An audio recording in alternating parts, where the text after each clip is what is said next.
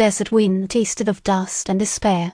Jedediah Stone spat, the wad of tobacco juice landing near the hooves of a restless mare tied to the livery stable's hitching post. Redemption, Arizona territory, felt less like a town and more like a pressure cooker, the lid rattling with every whispered fear. "Anything, Clem?" Jed asked, his voice rough from sleepless nights and cheap coffee. Clem man himself swallowed hard. "Elias Thorne's been talking to a lawyer, Marshall, saying he wants to cooperate. Claims he's been holding back something important." Jed's eyebrows rose. "Thorne, Silas Blackwood's brother, a man whose grief seemed as carefully constructed as a stage set. Important enough to hire a lawyer. Let's pay him a visit." The Thorne estate was a jarring contrast to the grime and hardship of redemption. Wildflowers bloomed riotously around the sprawling ranch house, the air clean and scented with a sweetness that felt almost mocking in the face of Silas's death. A woman, draped in black silk, observed them from the veranda. Elara Thorne, beautiful and unsettling, her eyes like chips of obsidian. Inside, Elias Thorne wrung his hands, the tremor in his fingers betraying a nervousness that even his expensive suit couldn't conceal. "I didn't want him dead, Marshall. I swear it. But Silas, he was getting involved in things he shouldn't have." "Like what, Elias?"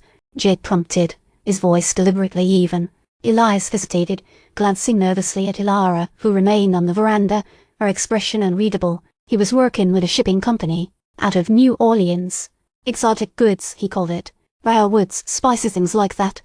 "And what's so dangerous about exotic spices?" Jed pressed. He said he implied there were other things coming in with the spices. "Things illegal." Elias's voice dropped to a near whisper. "And you paid someone to send him a message?" "A threat." Jed's gaze fixed on Elias. Elias flinched. "I didn't mean for it to go that far. Just wanted him to be careful. I paid a man a drifter. Said he's from around Tombstone. Hat pulled low. Never saw his face clearly." Jed made a note. "Who hired this drifter?" Elias's eyes darted around the room, searching for an escape. "I didn't. I swear. He approached me," said Silas, with stirring up trouble, "that he needed to be warned." "And what did you pay him?" $50. Elias blurted, as if the amount somehow lessened the gravity of his actions. Jed shook his head. $50 for a man's life, Elias. That's a hefty price. He turned to Clem. "Check with the sheriff in Tombstone. See if he knows anyone fitting that description." As they were leaving, Jed noticed something lying amongst a cluster of lilies near the window. A small, intricately carved wooden bird, its wings frozen mid-flight. He picked it up, examining it closely. "What is it, Marshall?" Clem asked. "I don't know," Jed replied, tucking the bird into his pocket. "But I have a feeling it's a piece of the puzzle." Back in town, the atmosphere was thick with superstition. Doors remained bolted, shutters drawn. People huddled in groups, whispering about a curse for reckoning. Keller, Silas's father, approached Jed in the Silver Spurs saloon, his face bruised and swollen. "You're chasing shadows, Stone.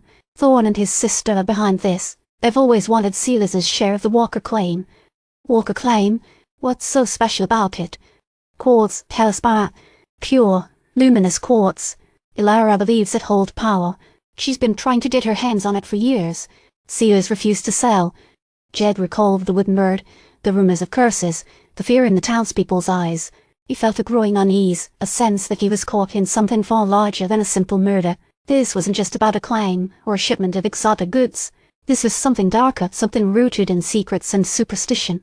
Later that evening, Jed found himself staring at the wooden bird, turning it over in his fingers. It felt cold, alien.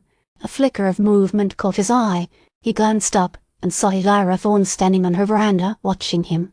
Her eyes gleamed in the moonlight, and for a fleeting moment, he thought he saw a hint of amusement playing on her lips. The storm hadn't broken yet, but Jed knew it was coming, and he suspected that Elara Thorne, with her beautiful face and her cold, calculating eyes, was at its center.